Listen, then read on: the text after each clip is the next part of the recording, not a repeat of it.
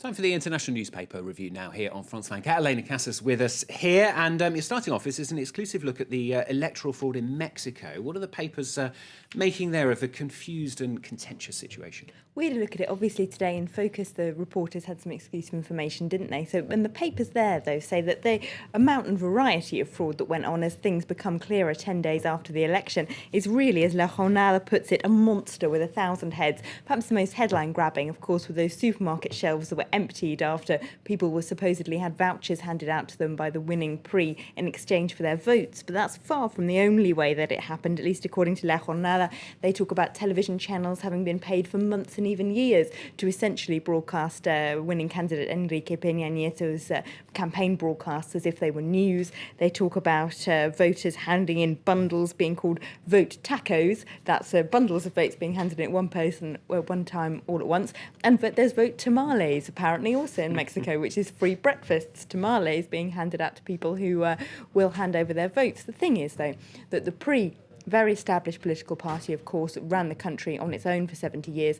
The key, La Jornada said, is that they still have these local networks of very established local landowners or politicians who command a lot of local loyalty among often illiterate, often very poor people in rural areas. So they've managed to hold on to those votes without really any semblance of democracy, at least according to that newspaper, ever being installed in some of those rural areas because of the people's low education levels and their tendency to always follow the way that they have always voted. So it really shows this election isn't just a problem that's happened with this one politician at this one election in history, as they put it. It's a problem that goes back decades and essentially is a problem of low education levels in Mexico and poorer areas, and people not understanding how democracy is meant to work. So quite a depressing look there from La Jornada.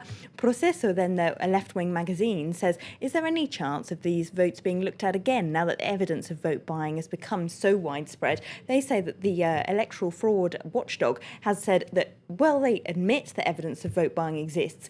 It's not worth running the election again, or indeed looking at any of the local results again after the partial recount that there has been.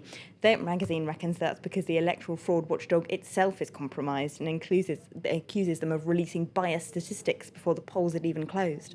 Now, Elena, we're going to skip a story at this point because reasons that will become apparent in a little while. We're going to go straight to North Korea now. Oh, I want to talk about the Olympic weather and how it's been rained Missing on. that one out. You can talk about North Korea Right, instead. we're going to talk about North Korea, which I wanted to end on because it's most amusing. This is Disney, who are very upset with North Korean leader Kim Jong-un because of these pictures, which popped up over the in the last couple of days, which should show him cavorting with Disney characters dressed up in Disney uniforms there, who perform this show for Kim Jong-un. Now, Disney insists this was not approved by them, and they're not very keen on the idea at all. He, of course, apparently is a massive fan. Remember, you must run in the family. Remember, his brother was once stopped for having false identity papers trying to enter Japan to visit the Disney World there.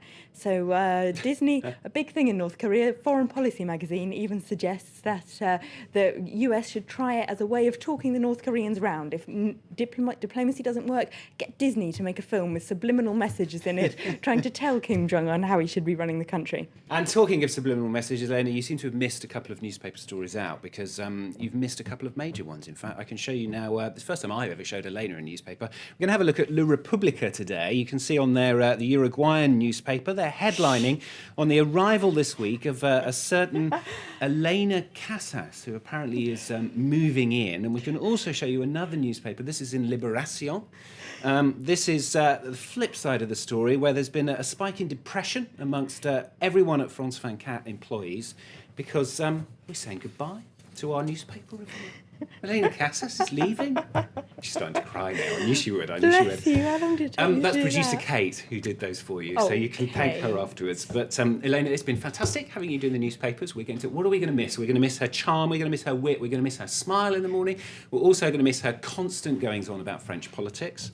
From all the team here, Elena, from me, from Claire as well, from all the producers, the assistant producers, the filmmakers, the bosses, everyone. I can't mention everyone, but we'll miss you. Good luck in your new job. She's moving to Uruguay to work for another news agency, another news organisation. So best of luck from all of us. Thank you. Elena Casas, everybody.